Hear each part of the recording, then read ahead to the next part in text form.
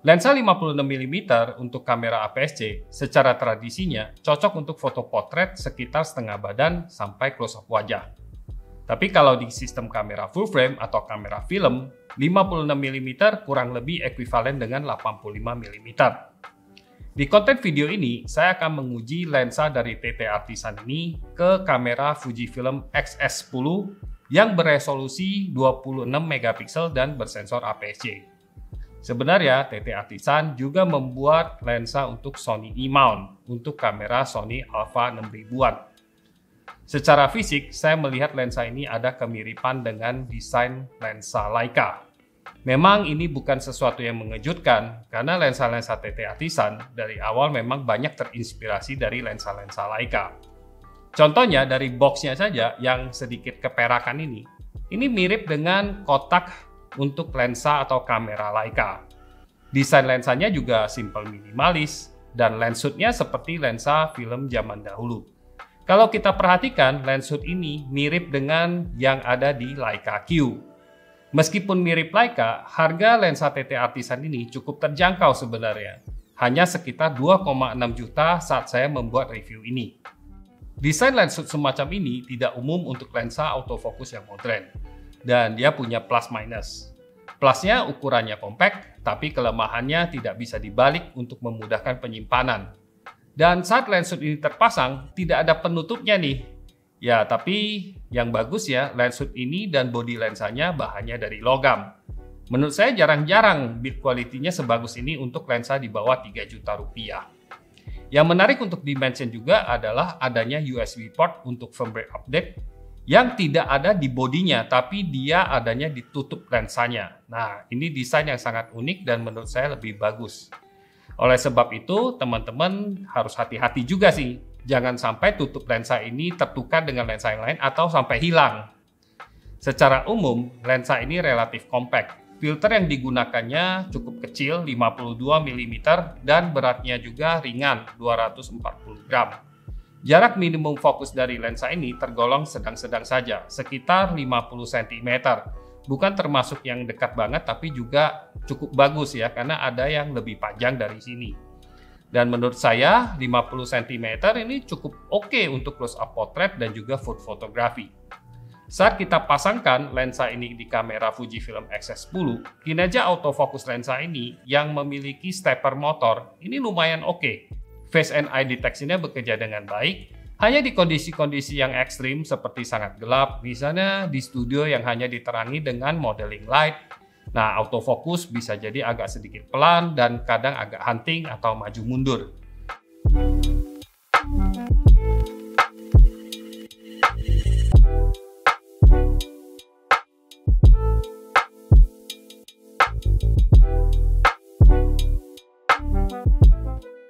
Kualitas gambar lensa ini untuk kategori lensa ekonomis dengan harga 159 US dollar atau sekitar 2 jutaan, menurut saya cukup baik untuk sensor kamera 26MP seperti kamera X-S10 yang saya coba ini, dan juga X-T30 dan X-S20. Ketajaman lensa ini juga tergantung dari bukaan yang kita pakai dan juga subjeknya ada di mana. Di studio dengan lighting yang bagus dan kuat dengan bukaan yang relatif kecil seperti f5,6, kualitasnya tentunya sangat baik dan tajam. Dan dalam pengujian foto portrait saya di outdoor, di lapangan, ketajaman dan detail lensa ini masih cukup bagus meskipun dia kalah tajam dibandingkan dengan yang di studio pastinya.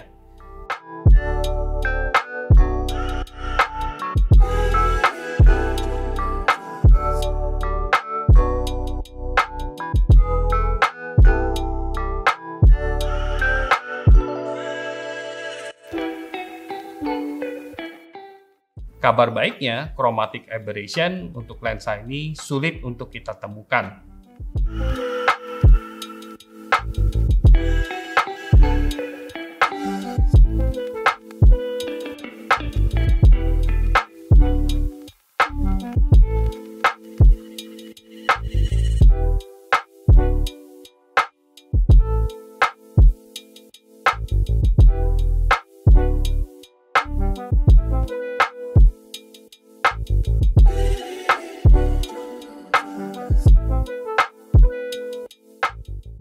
Untuk latar belakang blurnya atau bokeh secara umum sangat baik dan tidak sulit untuk membuat latar belakang blur, terutama kalau kita pakai bukaan terbesar atau f1,8.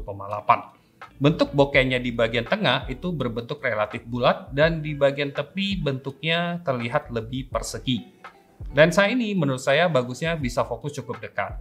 Di 50 cm, ini sangat membantu untuk memisahkan subjek dengan latar belakangnya dengan relatif mudah.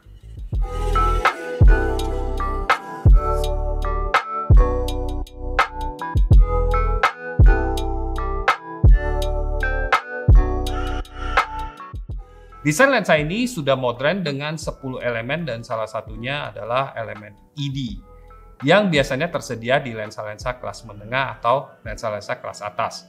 Menurut saya ini cukup baik dibandingkan dengan lensa-lensa budget era kamera DSLR. Flare bisa terlihat jelas saat foto atau video kalau lensa menghadapi cahaya yang kuat dari depan atau dari samping. Karena belakangan ini hari-hari mendung mulu, saya menguji lensa ini dengan lampu LED.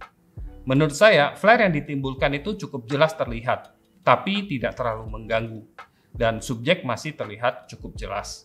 Sepertinya TT Artisan semakin meningkatkan mutu lensanya dan meningkatkan performa kalau menghadapi cahaya langsung dari depan atau dari samping. Jadi flare-nya itu bisa sedikit lebih ditekan. Vignetting akan muncul di bukaan besar di f1,8-nya. Tapi dengan software seperti Lightroom yang dimana sudah ada built-in profile-nya, itu kita bisa atasi dengan mudah. Secara alami, di f5,6 atau lebih kecil lagi, baru vignetting-nya hilang secara sempurna. Dan menurut saya, f5,6 itu juga merupakan sweet spot, ya. Jadi idealnya kita menggunakan f5,6 kalau cahayanya mencukupi untuk hasil yang maksimal.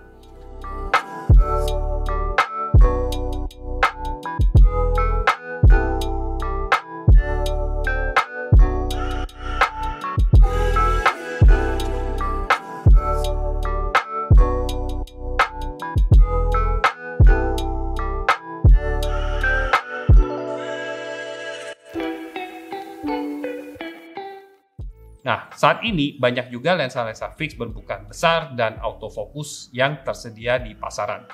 Memilih lensa yang mana menurut saya ini cukup bingung ya. Ya, balik lagi tergantung dari budget teman-teman dan kesukaan terhadap desain masing-masing lensa. Saya rasa lensa TT Artisan ini cocok bagi teman-teman yang punya budget terbatas dan suka desain minimalis dengan build quality dari logam yang oke. Mudah-mudahan info yang saya bagikan ini dapat membantu teman-teman. Dan bagi teman-teman yang suka tentang fotografi atau gear review, silakan bergabung dan juga subscribe untuk mendukung channel info fotografi ini. Dan sampai jumpa lagi di review lensa berikutnya. Oke? Bye-bye.